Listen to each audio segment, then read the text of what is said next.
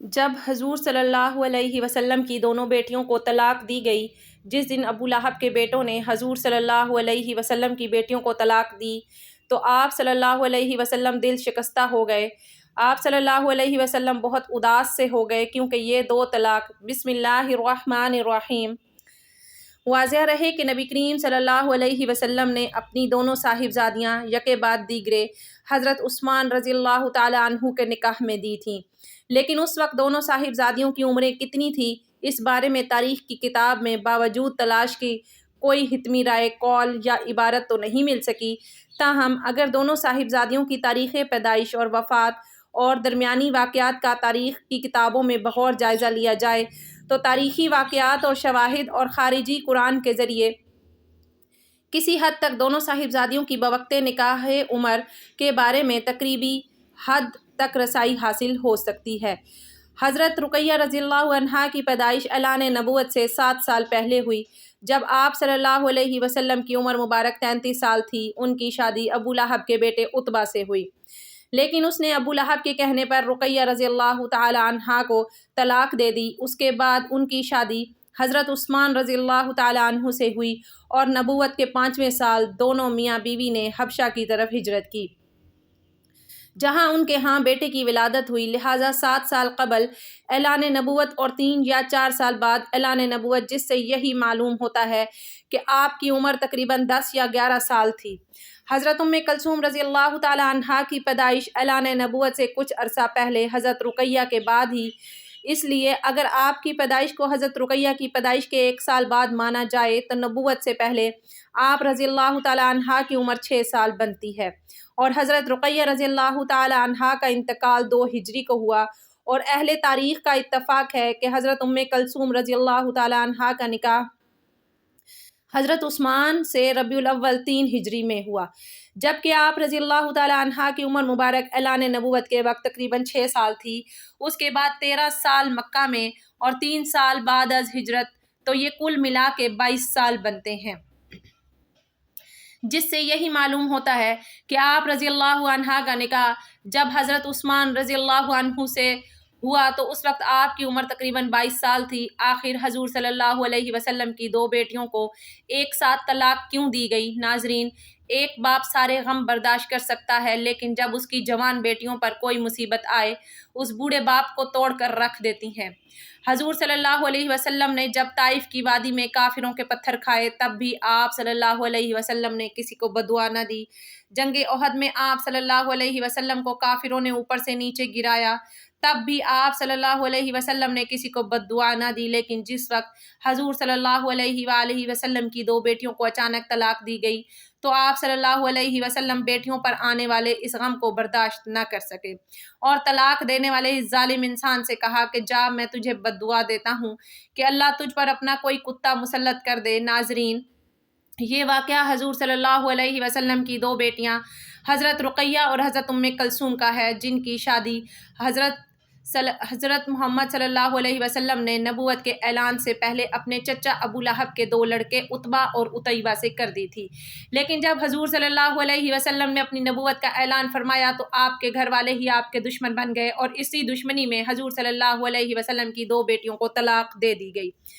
اس کا مکمل واقعہ کچھ اس طرح ہوا کہ جب آپ صلی اللہ علیہ وسلم کی دعوت و تبلیغ سے اسلام تیزی سے پھیلنے لگا تو مکہ کے کافروں کی نیندیں اڑ گئیں، اور انہیں کسی پل بھی سکون نہ ملتا۔ وہ ایسے موقع کی تلاش میں رہتے کہ جب وہ حضور صلی اللہ علیہ وسلم اور غریب مسلمانوں کو تکلیف دے کر انہیں اسلام چھوڑنے پر مجبور کر سکیں، یہاں تک کہ ان ظالموں نے حضور صلی اللہ علیہ وسلم کے قتل کا منصوبہ بنا رکھا تھا، لیکن اللہ تعالیٰ نے حضور صلی اللہ علیہ وسلم کی مدد فرمائی اور ان ظالموں کی سازشوں کو ناکام بنا دیا۔ مکہ کے کافروں نے بیچارے کمزور مسلمانوں کو اپنا نشانہ بنایا اور ان کو تڑپا تڑپا کر دل کی بھڑاس نکالنے لگے۔ اس کام میں مکہ والے تنہا نہ تھے، بلکہ بہت سے دوسرے قبیلے والے بھی ان کا ساتھ دیا کرتے تھے۔ دن بدن ان کے ظلم و ستم بڑھتے ہی جا رہے تھے۔ ان میں کچھ ایسے بھی بے رحم تھے کہ جن کے سینوں میں دل ہی نہیں تھا، بلکہ پتھر کے ٹکڑے تھے۔ ان لوگوں نے بے بس مسلمانوں کو قید کر کے بہت مارا پیٹا، انہیں بھوکا پیاسا رکھا، مکہ کی تپتی ریت پر لٹا کر لوہے کی گرم سلاخوں سے داغا،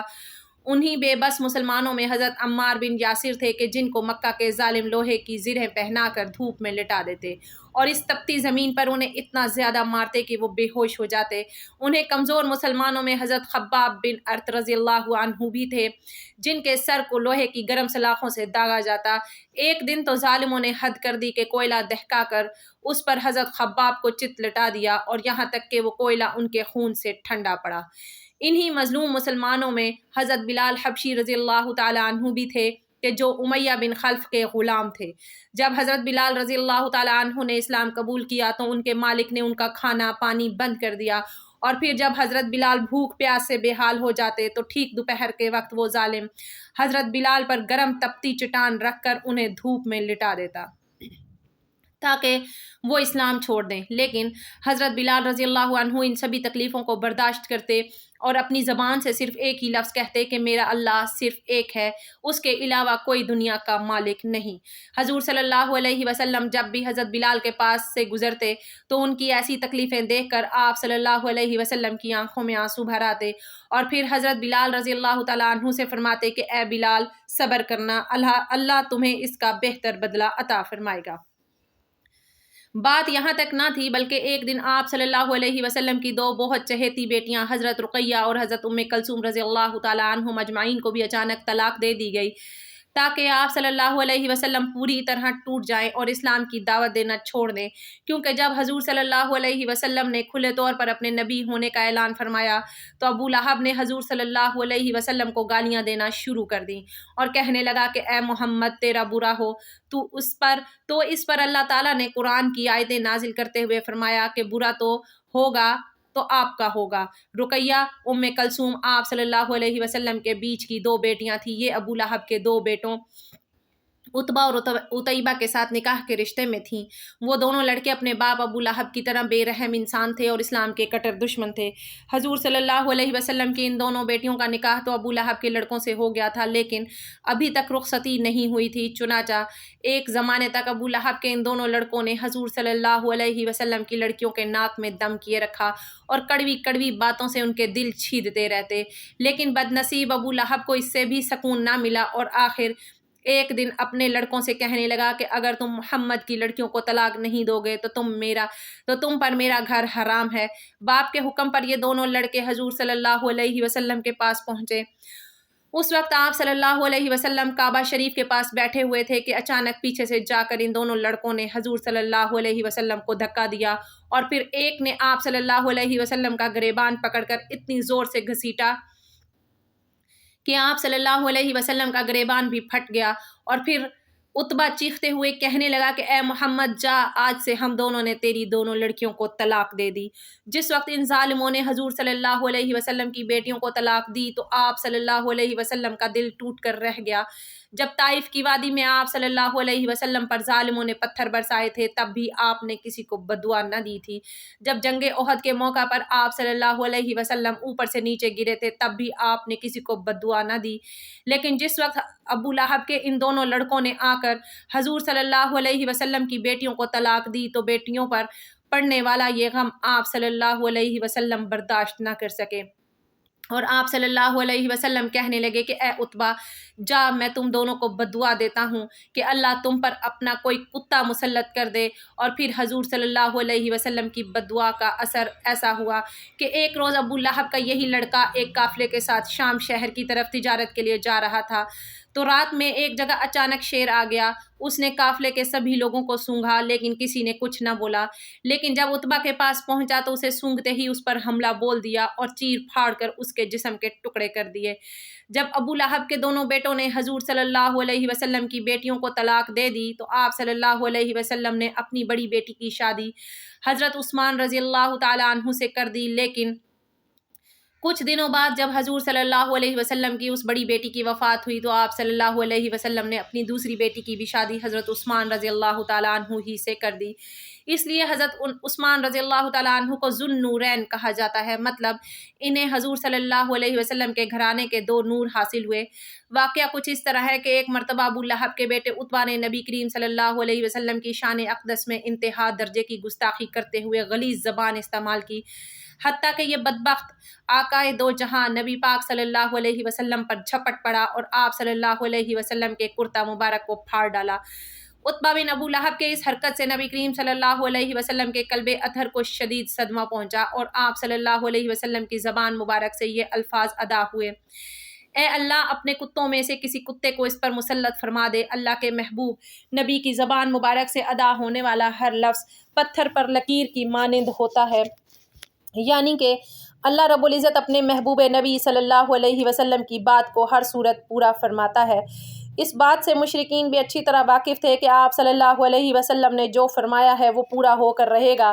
لیکن ان کی عقلوں پر پردہ پڑا ہوا تھا۔ اگلے دن ابو لہب اور اس کا بیٹا عتبہ دونوں بدبخت تجارت کی غرض سے ایک قافلے کے ساتھ شام کی طرف نکلے۔ سفر کرتے کرتے رات ہو گئی۔ قافلے والے زرقہ کے مقام پر ایک راہب کے پاس رات گزارنے کے لیے ٹھہرے۔ راہب نے قافلے والوں کو پہلے ہی آگاہ کر دیا تھا کہ یہاں آس پاس جنگلی درندے بہت ہیں، اس لیے ہوشیار رہنا۔ یہ سن کر ابو لہب کو نبی کریم صلی اللہ علیہ وسلم کی وہ بات یاد آ گئی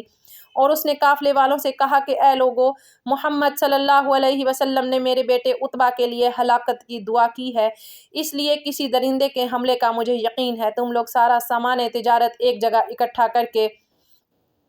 اس کے اوپر عتبہ کا بستر لگا دو اور سب لوگ اس کے ارد گرد سو جاؤ تاکہ میرا بیٹا درندے کے حملے سے محفوظ رہے۔ چنانچہ قافلے والوں نے عتبہ کی حفاظت کا پورا بندوبست کیا اور سب سو گئے۔ کچھ دیر بعد ایک شیر وہاں آن پہنچا، مگر اس نے کسی پر حملہ کرنے کی بجائے سوئے ہوئے لوگوں سے سونگھنا شروع کر دیا اور آگے بڑھتا رہا، مگر اس کو ذرا برابر بھی کھروچ نہیں ماری۔ کسی کو بھی اس نے ذرا برابر بھی کھروچ نہیں ماری، جس سے یہ لگتا تھا کہ یہ شیر بھوکا نہیں ہے، ورنہ اتنے لوگوں میں سے کسی کو بھی چیر پھاڑ کر رکھ دیتا۔ یہ سب کو سونگھتا ہوا آخری بندے تک پہنچ گیا، لیکن اسے جس کی تلاش تھی اس کی بو اسے محسوس نہیں ہوئی۔ یہ کچھ قدم آگے چلا، لیکن پھر اچانک مڑا اور تجارتی سامان کی جانب آ کر رک گیا۔ اور اسی سامان کے اوپر وہ بدبخت اور گستاخ رسول صلی اللہ علیہ وسلم سو رہا تھا۔ یہ جگہ کافی اونچی تھی، اسی لیے اسے اونچا کیا گیا تھا تاکہ کوئی درندہ عتبہ پر حملہ نہ کر سکے۔ پر شیر نے تجارتی سامان پر چھلانگ لگا دی اور ابو لہب کے بیٹے عتبہ کے بستر پر جا پہنچا۔ یہ شیر جو کچھ لمحے پہلے بالکل عام جانور کی طرح لگ رہا تھا، ابو لہب کے بیٹے عتبہ کو دیکھتے ہی خون خوار لہجے میں دھاڑنے لگا اور پوری طاقت سے عتبہ کے سر کو اپنے خون خوار نکیلے دانتوں سے دبوچ لیا۔ سب قافلے والے بھی جاگ گئے تھے، مگر اس شیر کی دھاڑ ہی اتنی غضبناک تھی کہ کوئی اس کے سامنے تک نہ آیا اور ابو لہب اپنے بیٹے کو بچانے کی دہائی دیتا رہا۔ اس شیر نے حیران کن طور پر عتبہ کا نہ خون پیا اور نہ ہی گوشت نوچ کر کھایا۔ شیر نے صرف عتبہ کے سر کو اس قدر بری طرح چبایا کہ دیکھنے والوں کے ہوش اڑ گئے اور عتبہ تڑپ تڑپ کر جہنم واصل ہوا، اور اس کے بعد بھی اس شیر نے کسی اور کو نقصان نہ پہنچایا اور اچانک وہاں سے چلا گیا۔ بعد میں لوگوں نے اس شیر کو تلاش کیا، مگر کچھ بھی پتہ نہ چل سکا کہ آخر یہ شیر کہاں سے آیا تھا اور کدھر غائب ہو گیا۔ ناظرین، نبی کریم صلی اللہ علیہ وآلہ وسلم کے گستاخوں کو اللہ رب العزت اس دنیا میں ہی سبق سکھا دیتا ہے، آخرت کا عذاب تو ابھی باقی ہے۔ تاریخ گواہ ہے، جس کسی بدبخت نے پیارے آقا صلی اللہ علیہ وسلم کی ناموس رسالت کو پامال کیا، اس کا انجام عبرتناک ہوا، اور عتبہ کا سر چبانے والے شیر جیسے شیر آتے رہے ہیں اور آتے رہیں گے۔ انشاءاللہ اللہ پاک ہمیں نبی کریم صلی اللہ علیہ وسلم سے سچی محبت رکھنے کی توفیق عطا فرمائے اور ہمیں نیکوکاروں میں شامل کریں، آمین ثم آمین۔ ناظرین، اگر آپ کو ہماری آج کی یہ ویڈیو پسند آئی ہے تو ہمارے اسلامی اور اصلاحی چینل کو سبسکرائب کریں اور ویڈیو کو لائک اور شیئر کر دیں۔ جزاک اللہ خیرا کثیرا۔ اللہ ہم سب کا حامی و ناصر ہو، آمین۔